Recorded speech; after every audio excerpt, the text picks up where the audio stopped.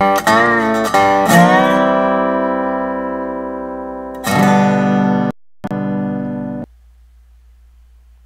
morning, everybody, and welcome back to Coffee with Craig. This is where we talk about firearms and the Second Amendment as it relates to politics, culture, advocacy, the fight for our right to keep and bear arms. We appreciate you guys being a part of the conversation and hope you will invite your friends to do the same. How do you do that? By liking and sharing this video feed. Go ahead and do it right now so your friends can be a part of the conversation right now. We're on YouTube. We're on Facebook. Not hard to find us, so please do.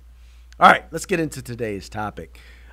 There was a conversation that has been taking place lately relating to the right to keep and bear arms. And much of this conversation has involved the youth of our country. Specifically after the Parkland shooting, a group decided to put together a march in Washington, D.C., which was actually turned out to be a march in many places across the country, with the whole idea of increasing gun control. And the interesting thing is that as we have this conversation, and I think anyone who watched the event, anyone who was fair-minded would look at it and say that firearms and gun control and attacking people who support the Second Amendment was a major part of the conversation over the weekend or at that particular march. But interestingly enough, I was reading an article in Vox, and I don't know why they call it Vox, unless it's, I don't know, maybe they're supposed to be The Voice as opposed to Fox. I don't know exactly what that's supposed to mean, except that they seem to dedicate a lot of their time to criticizing Fox News and those who are on Fox News. But they made the case that it was Fox News that turned the March for Our Lives into a Second Amendment issue. When I think clearly it can be made, the case can be made that no, that wasn't Fox's doing. That was actually simply what Fox was reporting.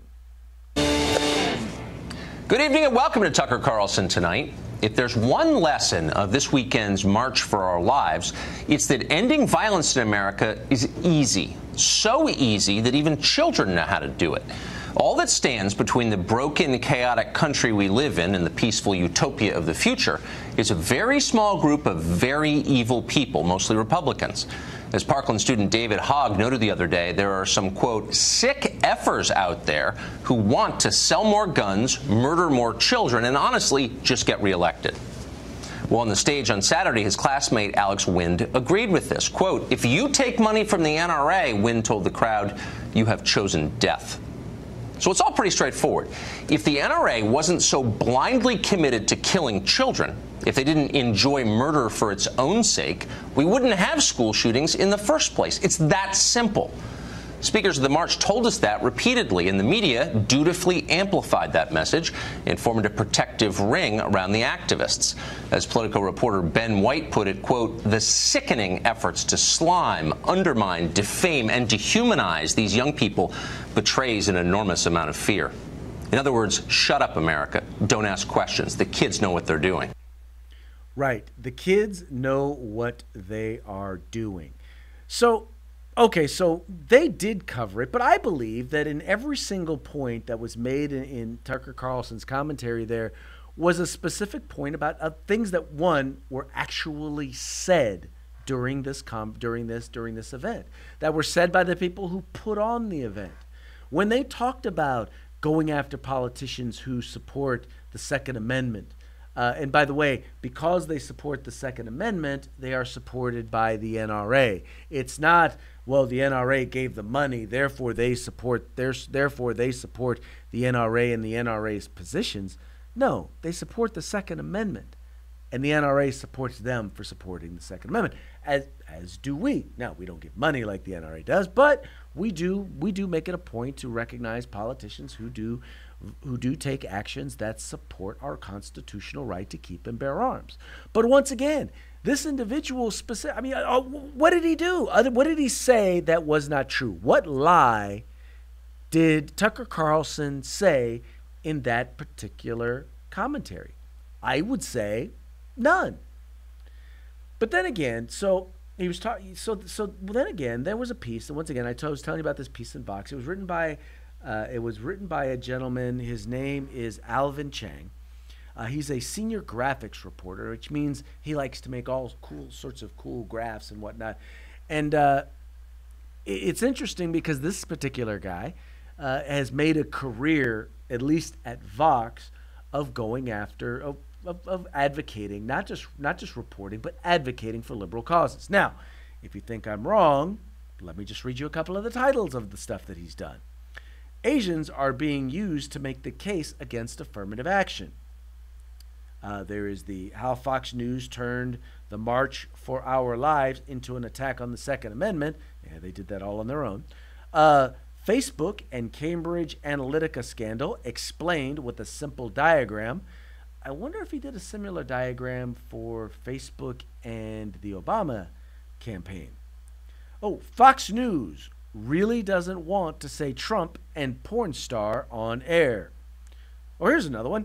How Fox News made Andrew McCabe a deep state villain.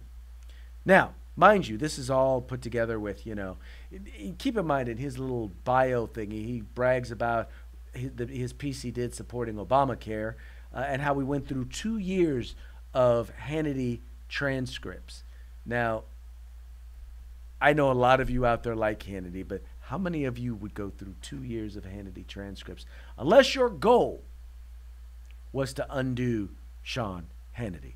I doubt that many of you would do that.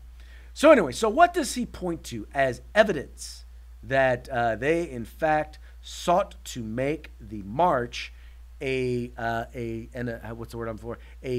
left wing or an anti-gun thing? Well, one of the things they point to is how much coverage that Fox News gave to the particular march, as they covered the March for Our Lives compared to other news networks. Now, mind you, we all know how unbiased the other news networks are, like MSNBC and Fox News and CNN.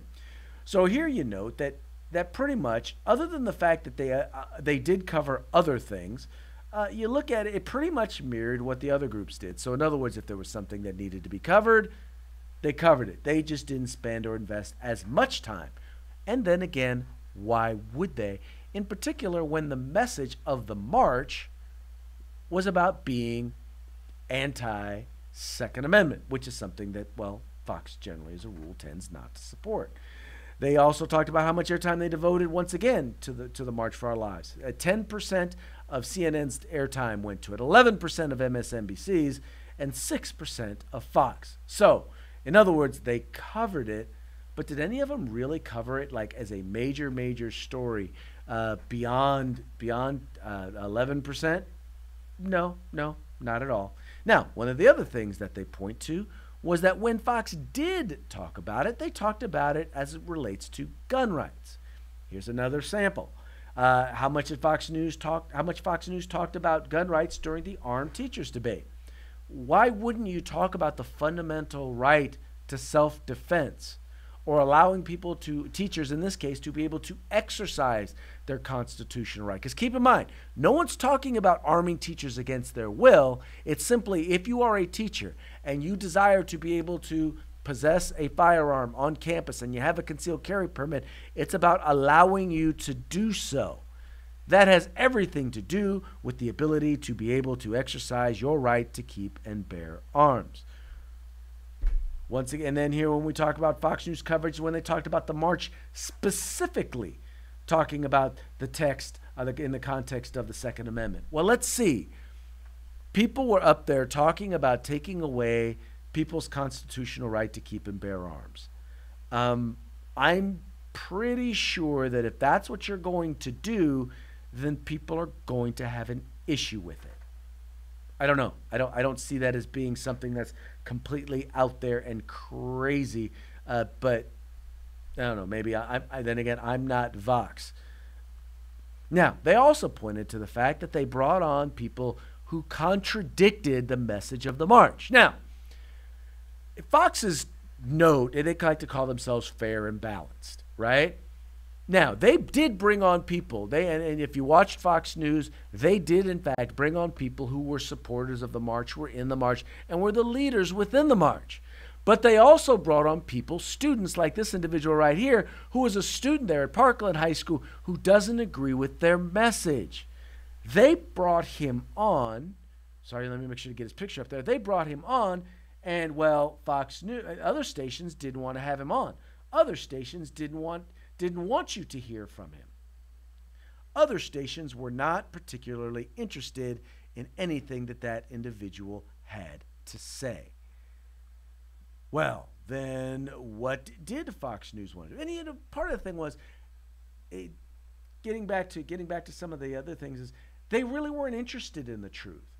They have a perspective, and they don't want anybody to speak out that might contradict their perspective. Yeah, that pretty much about fits. This weekend, Vox.com ran a story with this title: "I've covered gun violence for years. The solutions aren't a big mystery." The piece was written by someone called German Lopez, whom Fox.com identified as, quote, a senior reporter.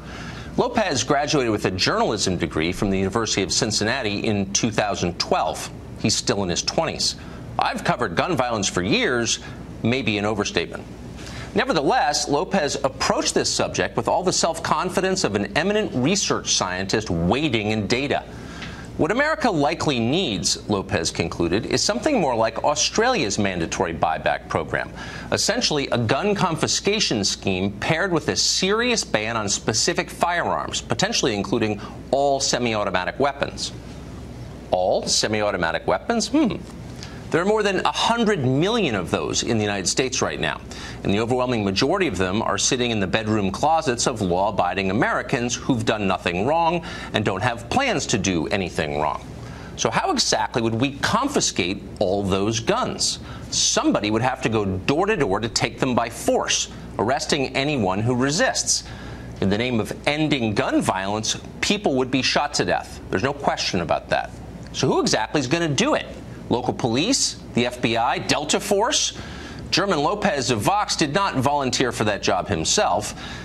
Instead, he blamed the NRA for blocking the whole idea. Quote, "The Supreme Court and U.S. lawmakers, backed by the powerful gun lobby, particularly the NRA, widely agree that the Second Amendment does put barriers on how far restrictions can go." Wait, we've got news here. The Supreme Court, according to Vox, is also in the pocket of the NRA. Is there evidence of that? Which justices are taking gun money exactly? Or is Vox just throwing out that claim because all decent people who live in big cities already know the NRA is evil, so why get hung up on details? This is the problem with letting children write news stories. The articles tend to be dumb, and intentionally or not, they tend to be inaccurate and dishonest. Worst of all, they tend to reinforce the fantasy that complex problems have simple solutions, because that's what most children believe. In real life, nothing is simple. We don't really know why the incidence of school shootings has risen, even as the proportion of households with firearms has dropped. We ought to do our best to find out. The self-righteous kids screaming at you on television over the weekend aren't helping at all. No, they are not helping at all. But yet, we're supposed to just, any attempt to criticize them, any attempt to call out the information that they put out there as nonsense, well, we're shouted down. See, the reason why they want to do this is this. The reason why is because they know that when they have to sit down and have a conversation with us, when the adults in the room have a conversation, and the adults on the gun grabbing side spout the same sort of nonsense that these individuals do, well, then the adults on the liberty side that happen to believe in the right to keep and bear arms come at them with facts that are irrefutable. But if you bring forth the children, and you let the children spout the nonsense. Well, they're just children. They're grieving. You dare not contradict them, because it would hurt their self-esteem. They would be hurt, and they would just, what would they ever do? You can't be an adult criticizing a child for having their opinion based on absolutely no fact or real information. See, and then in the end, you have policymakers who say, oh, look how brave these children are. They're out there and they're speaking and they're standing up. Well, here's the deal, folks. If you want to step into the conversation, if you want to be in the conversation, then be in the conversation. Let's put the real facts on the table. Stop acting like children. What does the word say? Is that when I was a boy, when I was a child, I did childish things. But when I grew up and I became a man, I put away childish things. And as when I became a man, I started to take a look at information and look at facts, and I realized that some of the stuff, a lot of the stuff that's spouted by these folks, is just hogwash. And the worst part is that it's hogwash that is being handed to them by people who want to take away their liberty, and they're too young and immature to even realize it. I see people all the time talk about, oh, well, you know, I did it just yesterday. I was talking about how they were talking about how the gun control movement is a conversation. It's a racial issue. Yeah, it's a racial issue because all gun control has largely been about disarming people of color, at least the initial forms of it. Now they just want to disarm us all. But that's largely what gun control was all about, was disarming people of color, disarming those people. Well, now all of us are those people. All adults are those people. And now you're trying to bring in our children to try and participate in the disarming of their future selves. Well, some of us adults in the room are not going to stand for it. And I very much appreciate Tucker Carlson for his words of rebuke to the children there over at Vox. Because, yeah, they're not the sharpest knives in the drawer. Or maybe they're not. They're not the brightest bananas in the bunch.